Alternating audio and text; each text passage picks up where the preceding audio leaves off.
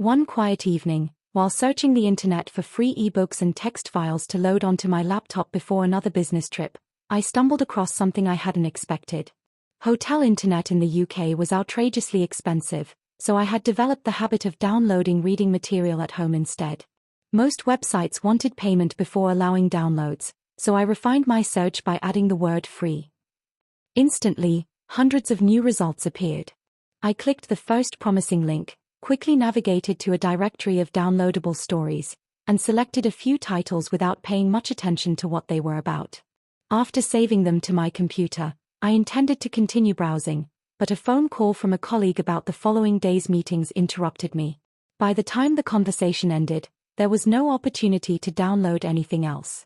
The next evening found me alone in another anonymous hotel room. Rather than spending hours in the bar listening to traveling salesmen boast about their achievements, I opened my laptop and began reading the files I had collected. The first was an ordinary gardening guide. After finishing a chapter, I opened another file with a title mentioning maids. At first I assumed it would be a historical tale about household servants, but within a few pages I realized it was something entirely different. The story centered on an adult man whose life was transformed by his wife's unusual expectations. Caught off guard, I closed the document, ordered dinner and coffee from room service, and took a shower. When the meal arrived, the tray was placed beside my laptop, and curiosity eventually got the better of me. I reopened the story. The writing introduced me to an unfamiliar world I had never encountered before. Raised in a strict Christian household, I had little knowledge of these kinds of fictional themes. Despite my surprise, I found myself unable to stop reading. Before long I downloaded several more stories in a similar style. That night sleep came only in short bursts. Instead of thinking about the presentation I was due to give the following morning, scenes from the stories replayed endlessly in my mind.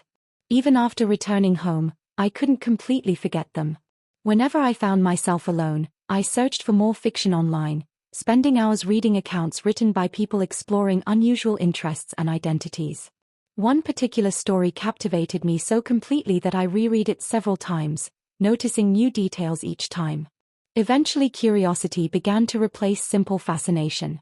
I wondered what it might actually feel like to wear clothing so different from my own. One evening my wife, Janice, attended a charity function, leaving me alone in the house. After her car disappeared down the driveway, I poured a glass of wine, wandered upstairs, and stood in our bedroom. For the first time in our 20 years of marriage, I opened the drawer where she kept her neatly organized clothing. Everything was carefully arranged, with matching sets folded together. I hesitated almost immediately, feeling guilty, and quietly closed the drawer again. Back downstairs I finished my wine and returned to the computer, where I continued reading the stories that had become an unexpected fascination. The more I read, the more I convinced myself that simple curiosity was harmless. Eventually I found myself back in the bedroom. This time I examined the neatly arranged garments more carefully. Janice always kept everything perfectly organized, and it was obvious she took pride in caring for her wardrobe.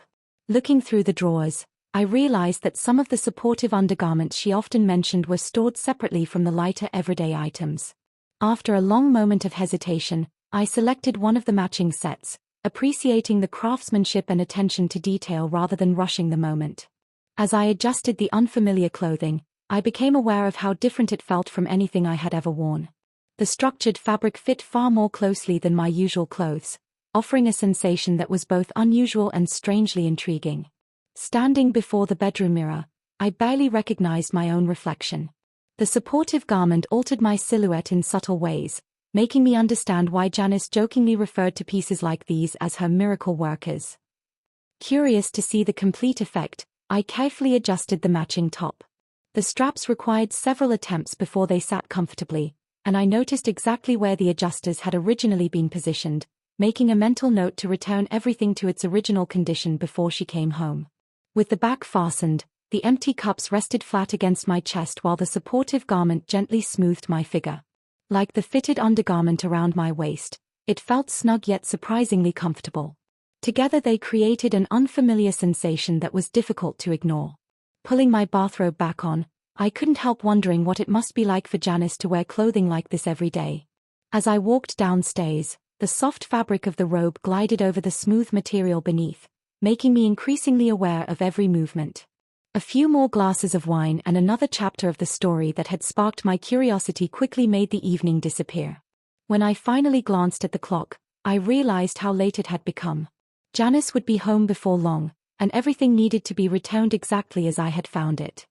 Back upstairs, I removed the robe and sat on the edge of the bed for a moment. The crisp cotton bedding felt cool beneath me, and after a long day, lying down seemed harmless. I stretched out for just a minute, telling myself I would get up immediately afterward. The bedside clock read 10:15. Just 5 minutes, I muttered to myself. Then everything would go back into the drawer, and this strange experiment would be over forever. The next thing I knew, I jerked awake. Disoriented, I looked at the clock. 11:50. My heart sank. I had fallen asleep. Almost at the same instant, I heard the bedroom door open. "Are you awake?" Janice called softly. Keeping my eyes closed, I barely dared to breathe. My pulse hammered in my ears as I listened to her getting ready for bed. Every familiar sound, the zip of her dress, the quiet footsteps across the room, the mattress shifting as she climbed into bed, seemed impossibly loud. Fortunately, I was facing away from her.